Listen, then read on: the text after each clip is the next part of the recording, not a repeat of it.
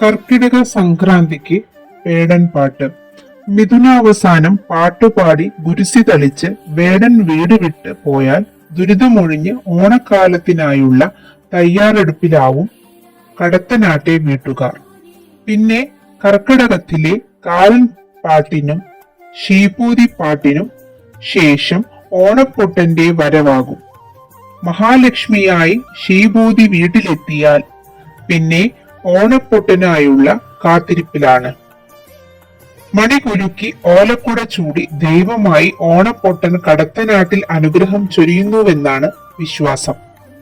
വേടൻ പാട്ട്, കാലൻ പാട്ട്, ശീഭൂതി പാട്ട്, പിന്നെ ഓണപ്പൊട്ടൻ, ഇങ്ങനെ 4 ഘട്ടങ്ങളിലൂടെ കടന്നുപോയാണ് മലബാറിൽ പ്രത്യേകിച്ച് കടത്തനാട്ടിൽ ഓണാവസാനം.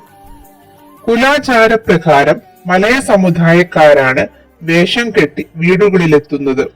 സന്തോഷത്തോടെ വീട്ടുകാർ നൽകുന്ന അരിയും തേങ്ങയും എണ്ണയുമെല്ലാം അവരുടെ തുടർ ജീവിതത്തെ അങ്ങനെ മുന്നോട്ട് നയിച്ചു.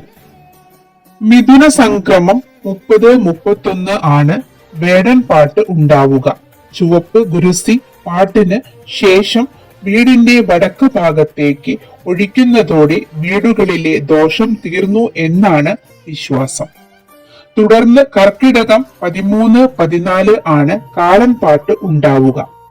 കറുപ്പ് ഗുരുസി പാട്ടിന് ശേഷം തെക്ക് ഭാഗത്തേക്ക് മറിക്കും.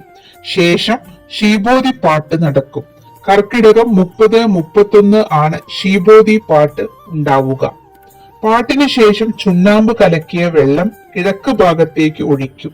മഹാലക്ഷ്മി ശീഭൂതി ആയി അവതാരം എടുത്തു വീടുകളിൽ എത്തുന്നു എന്നാണ് വിശ്വാസം. ശീഭൂതി വീടുകളിൽ എത്തിയാൽ വീട്ടിലെ കലി മാറി ഐശ്വര്യം വരും എന്നും പറയും.